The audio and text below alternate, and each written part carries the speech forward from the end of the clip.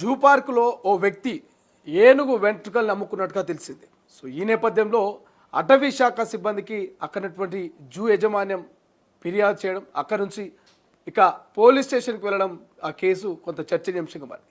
అసలు మరి ఆ జూ యానిమల్ కీపర్గా ఉన్నటువంటి వ్యక్తి ఎవరైతే ఆ యానిమల్కి సంబంధించిన కీపర్గా ఉన్నటువంటి వ్యక్తి ఎందుకు ఏనుగు వెంట్రుకల్ని అమ్ముకోవాల్సి వచ్చింది, అసలు ఏనుగు వెంట్రుకలతో ఏం చేస్తారు, ఒకసారి ఆ స్టోరీ తెలుసుకునేటువంటి ప్రయత్నం చేద్దాం. ప్రధానంగా ఏదైతే ఏనుగు వెంట్రుకలకు సంబంధించి సో చాలా వరకు కొంత దిష్టి నుంచి, అదేవిధంగా దుష్ట శక్తుల నుంచి విముక్తి పొందేందుకు ఎటువంటి అరిష్టం జరగకుండా ఈ యొక్క ఏనుగు వెంట్రుకల్ని చేతి వేలకు సంబంధించినటువంటి ఉంగరాల రూపంలో కావచ్చు, లేకపోతే మెడలో తాయితీగా కావచ్చు, కాళ్ళకు తాయితీగా కావచ్చు, ఇట్లా ధరిస్తూ ఉన్నటువంటి పరిస్థితి. సో చాలా డిమాండ్ ఉంటుంది ఈ ఏనుగు వెంట్రుకలకు సంబంధించి. సో ఎక్కడ కూడా వీటిని అఫీషియల్గా ఈ ఏనుగు వెంట్రుకల్ని అమ్మరు.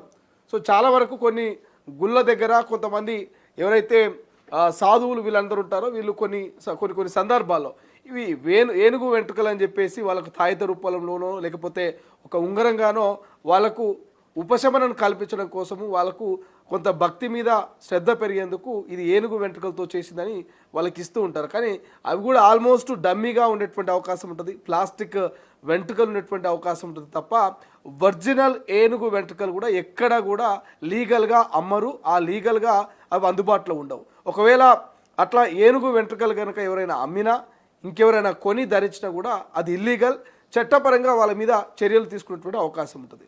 సో ఇప్పుడు ఏదైతే ఈ జూ పార్క్లో మరి యానిమల్ కీపర్గా ఉన్నటువంటి వ్యక్తి ఎవరైతున్నారో మరి ఆయన ఈ ఏనుగు వెంట్రుకలతో ఒక బిజినెస్ని మొదలుపెట్టినట్టు తెలుస్తోంది.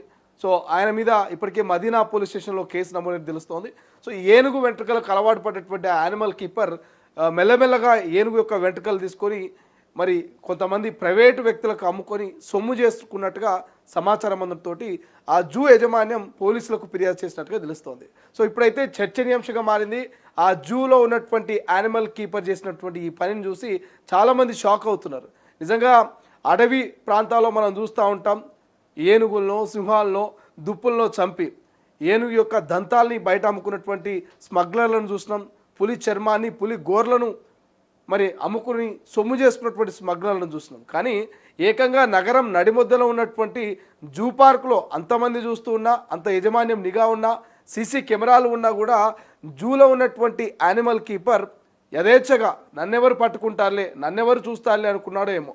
సో ఇక ఏనుగు వెంట్రుకలతో సొమ్ము చేసుకోవాలన్నటువంటి ఆలోచన చేసినట్టు తెలుస్తోంది. సో ఎటకేలకు పట్టుకున్నటువంటి అధికారులు కడకడాలకు పంపించే ప్రయత్నం చేస్తూ ఉన్నారు. సో బట్ ఏదేమైనప్పటికీ సో ఏనుగు వెంట్రుకలతో ఏం చేస్తారనేది చాలామందికి డౌట్. ఆ ఏనుగు వెంట్రుకలతో ఏం చేస్తారనేది మనం ఇందాక చెప్పుకున్నాం కదా క్లియర్గా.